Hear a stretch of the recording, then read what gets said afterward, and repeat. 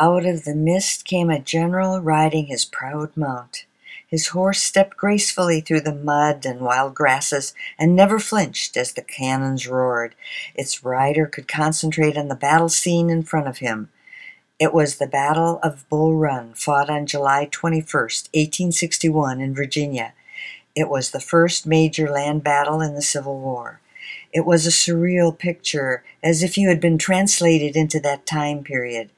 You were captivated as you watched the real-life panorama unveil before your eyes.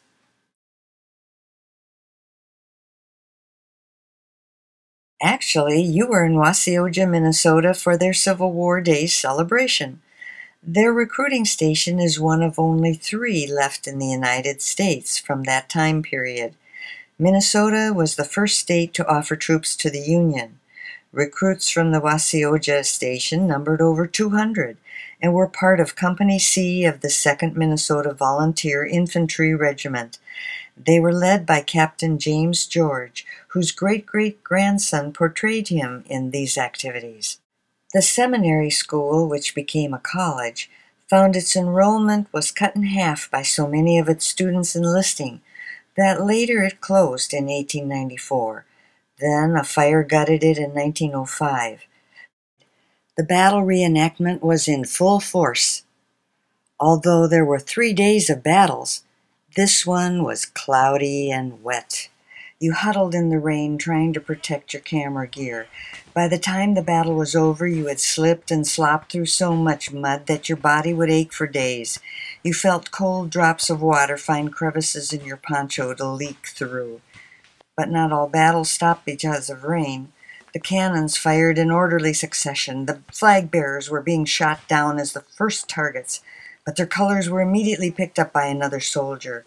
The drums and fife kept playing, the music punctuated by the discharge of guns and screams of pain. A medic followed the soldiers to the field carrying a little black bag with his supplies from that time period. Cannon Falls' Jim Germstead portrays such a surgeon. He explained how limited their medical knowledge was at that time, how they tried to help, but sometimes may have made things worse. For example, the way they would sponge the blood from a wound and rinse it out in a bowl of water, using the same water repeatedly until it got so thick with blood they had to get a fresh supply, not realizing they may have been spreading infection. The wounded who had abdominal or head wounds were moved to the side because they were not going to live. Arms and legs that needed amputating were cut off and thrown outside the tent. One time, these operations were performed on the 2nd floor of a building, and the cut-off body parts thrown out piled as high as the 2nd-story windows.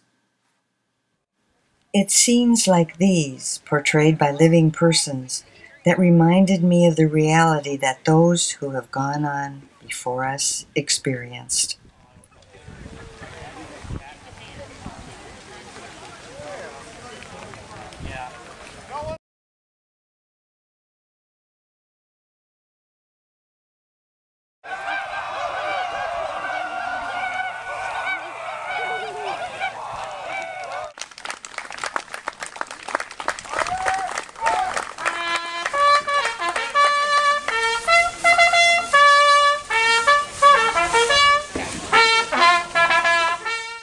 Maybe it was appropriate to see the war reenactment in the rain, getting chilled and clammy as it permeated your clothes and splashed up as you tiredly slogged through the mud. No glory here. If I'd seen the battle on a different day, would I have had a different perspective? On a pleasant, sunny day, would it have seemed more like a game? Would I have reacted like the folks back in 1861, who came out in their horse-drawn buggies to picnic and watch the original Battle of Bull Run?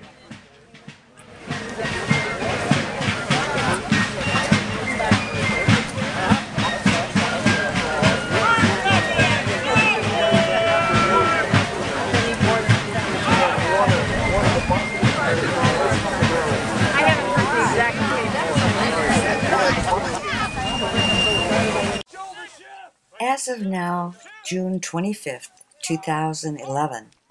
It seemed like it was a little bit of hell and heaven, watching the soldiers get hit and fall on the battlefield.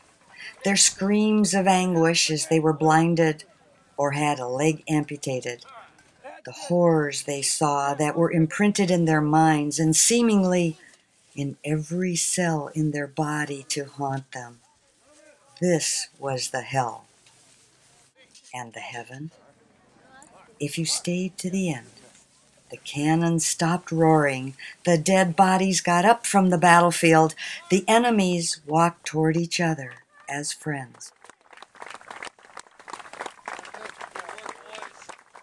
Let the celebration begin.